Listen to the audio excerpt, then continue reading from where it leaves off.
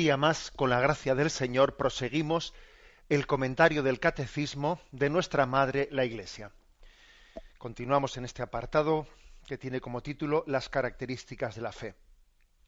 En programas anteriores habíamos ido describiendo esas características. La fe es una gracia, la fe es un acto humano, la fe y la inteligencia, y ahí habíamos hablado de, que la fe es cierta, la fe trata de comprender la relación fe y ciencia. Hoy nos toca hablar de la libertad de la fe. Otra característica de la fe es la libertad. Es el punto 160, que dice así: el hombre, al creer, debe responder voluntariamente a Dios. Nadie debe estar obligado contra su voluntad a abrazar la fe. En efecto, el acto de fe es voluntario por su propia naturaleza. Luego seguimos leyendo, pero esta primera afirmación del Catecismo es literalmente un extracto de la Declaración sobre la Libertad Religiosa del Concilio Vaticano II, Dignitatis Humanae, sobre la dignidad humana. Así se llamaba la Declaración del Vaticano II sobre la libertad religiosa. Es una declaración muy importante, ahora explicaremos por qué, etcétera, pero en el número 10 ha afirmado esto, que el hombre, al creer, debe responder voluntariamente a Dios, por lo tanto nadie puede ser obligado contra su voluntad a abrazar la fe. Dice, el acto de fe es voluntario por su propia naturaleza. Vamos a ver, ¿cómo entendemos esto? El hecho de que digamos que el acto de fe es voluntario por su propia naturaleza no quiere decir que no sea importante, porque nosotros a veces hemos equivocadamente entendido que, bueno, pues si esto es voluntario, quiere decir que, si no es obligatorio, es que no es muy importante. Las cosas verdaderamente importantes son obligatorias, ¿no? Como lo de pagar impuestos, eso sí que ahí todo el mundo está obligado. Pero bueno, las cosas pues de otro tipo no son voluntarias, perdón, no son obligatorias, sino que son voluntarias, cada uno que vea lo que le parece. Bueno, obviamente eso es una interpretación errónea, una interpretación errónea. Es muy importante la fe y sin embargo tiene que ser voluntaria, tiene que ser libre. ¿Por qué? Bueno, porque la fe es una respuesta a una llamada. Dios te ama y realiza una llamada a tu vida. Toca la puerta de tu vida. Está tocando la puerta. Y ante esa llamada de Dios se requiere una respuesta que, fijaros bien, que tiene que ser libre necesariamente. ¿Por qué? Pues porque Dios no quiere derribar la puerta. Dios la está llamando y quiere que se abra libremente. Porque lo más nuestro, lo más humano, es la libertad, es la voluntad. Fijaros, aquello que hace que seamos imagen y semejanza de Dios, aquello que le hace al hombre ser hombre, tener la dignidad que tiene, es que tenga una voluntad libre. Por eso cuando Dios nos pide nuestra respuesta libre, cuando nos pide nuestro sí, nos está pidiendo en realidad lo único que, entre comillas, es nuestro, es de Él, pero lo ha puesto en nuestras manos, que es la libertad. Si Dios, por ejemplo, nos pidiese un bien material, meramente un bien material, bueno, pues mira, si nos pide la salud, pues mira, es suya, y Él nos la pide, poco tenemos que decir, vamos.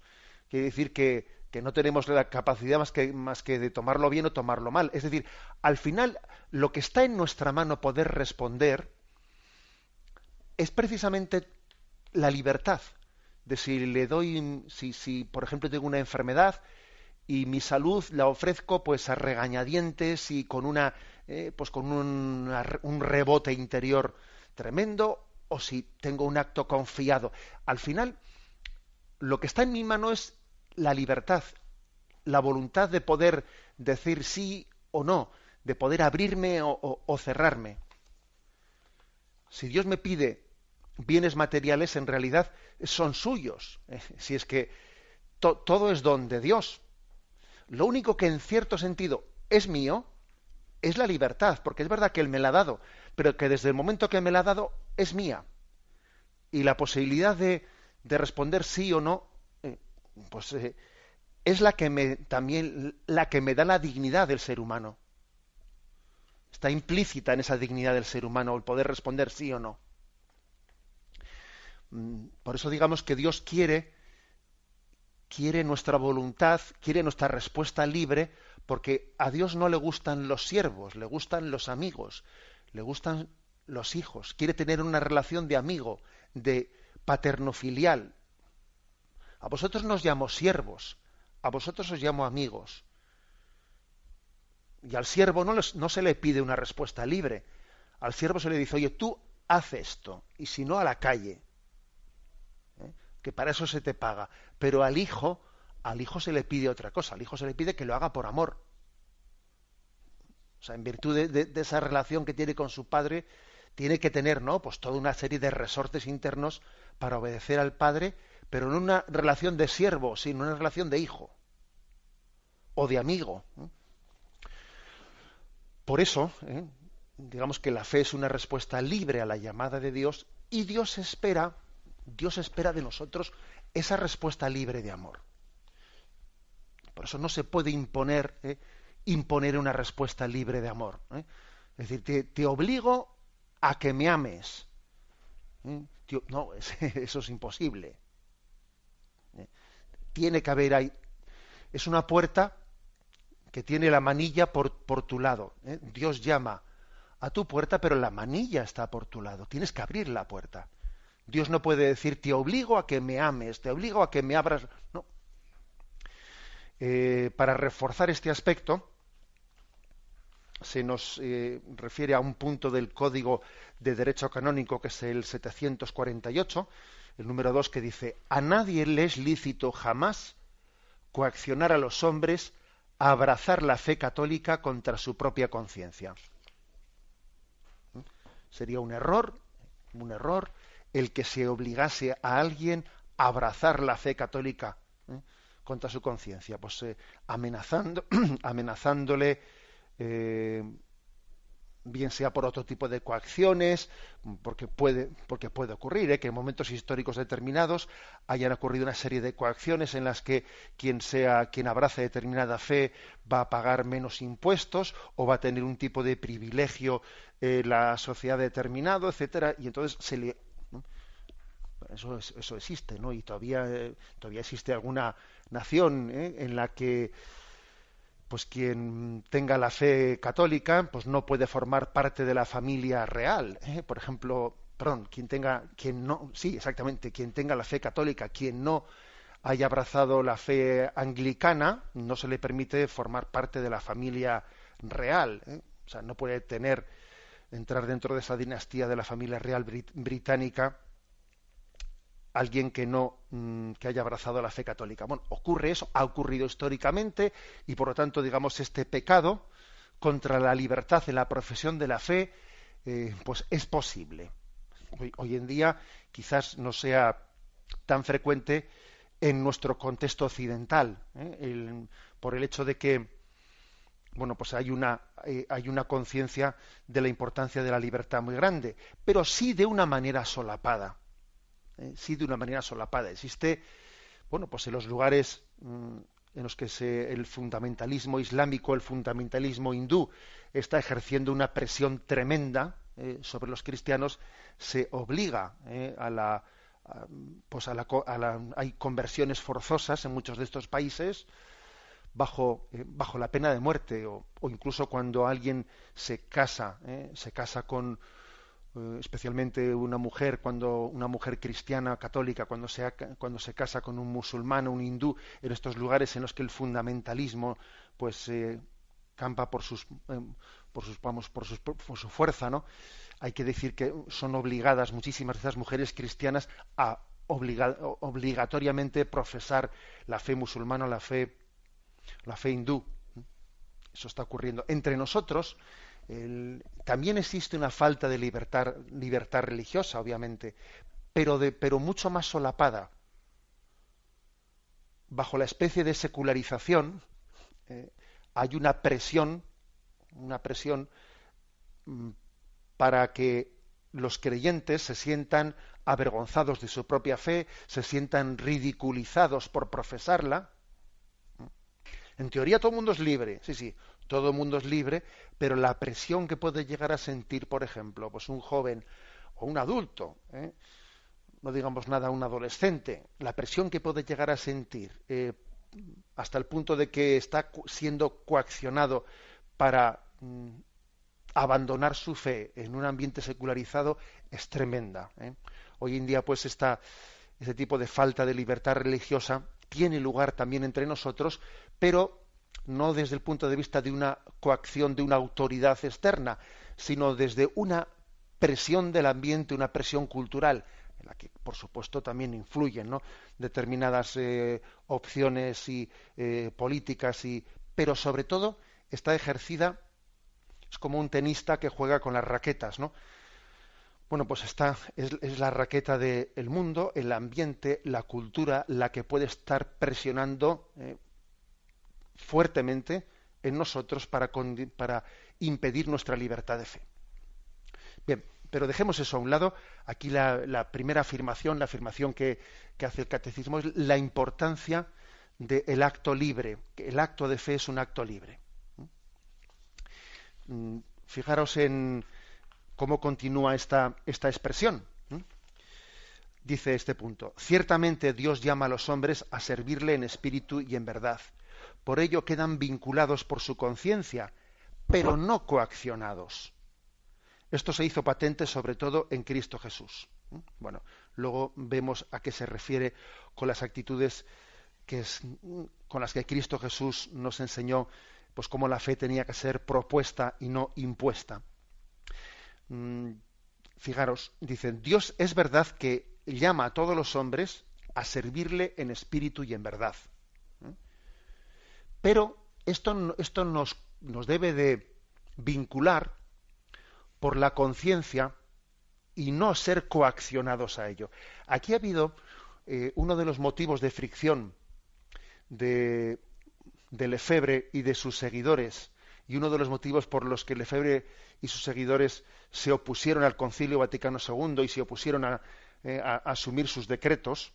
Y vamos a decir una cosa, y es que Lefebvre, por cierto, que fue un padre conciliar, cuando estuvo en el concilio, él votó favorablemente a todos los decretos del Concilio Vaticano II. Fue al terminar el Concilio Vaticano II cuando él se opuso al concilio, que él mismo en aquel momento en las aulas conciliares, en las intervenciones, él no se había opuesto a ellas, pero fue posteriormente cuando él tuvo su rebelión. Bueno, pues digamos que el Lefebvre y sus seguidores, también esta rama pues integrista que tuvo esa fractura en el seno de la comunión católica, acusó al Concilio Vaticano II, acusó a esta declaración sobre la libertad religiosa, en la que se dice que a nadie se le puede imponer la fe, que la fe hay que abrazarla libremente, que la fe se propone, pero no se impone. Bueno, pues Lefebvre acusa al Concilio Vaticano II de que con esta formulación está dando como un derecho al error.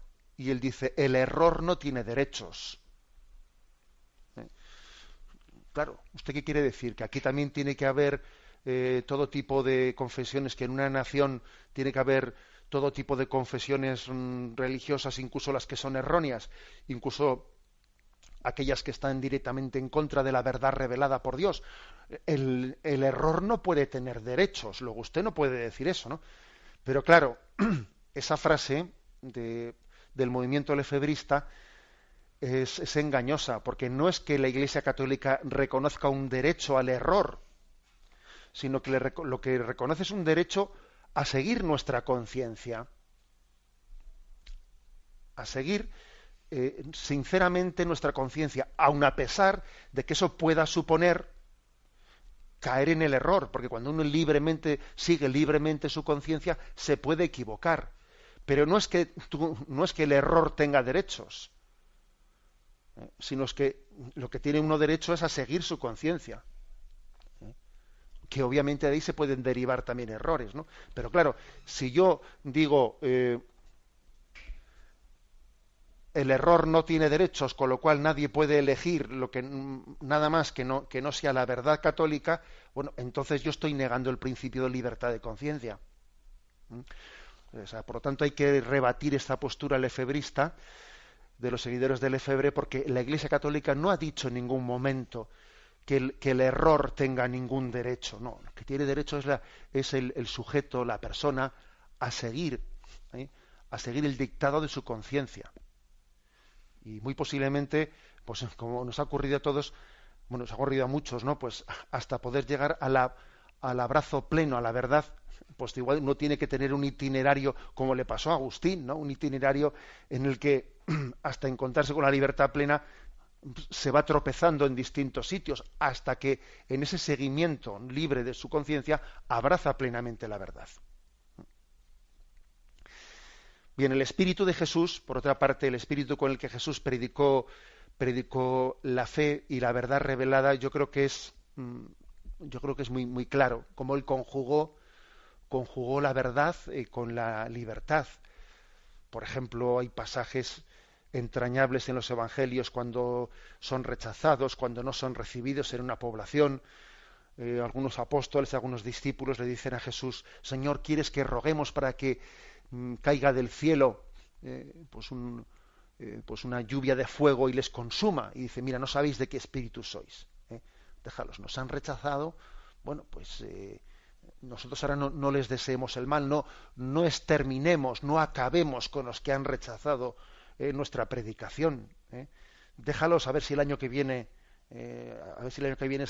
esta higuera da fruto. O sea, Jesús tiene un espíritu paciente.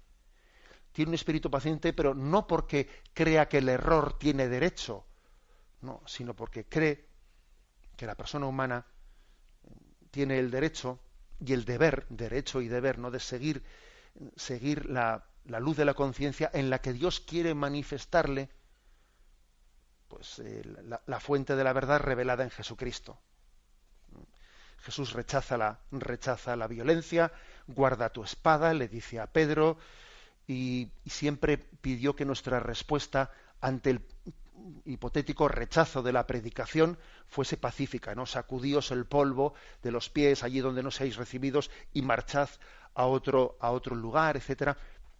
Jesús cree firmemente en la verdad y nos recuerda nuestra obligación de conciencia de adherirnos a ella, pero siempre nos pide una adhesión libre, una adhesión de hijo, de amigo, no una adhesión de siervo. Todopoderoso, Padre, Hijo y Espíritu Santo, descienda sobre vosotros. Alabado sea Jesucristo.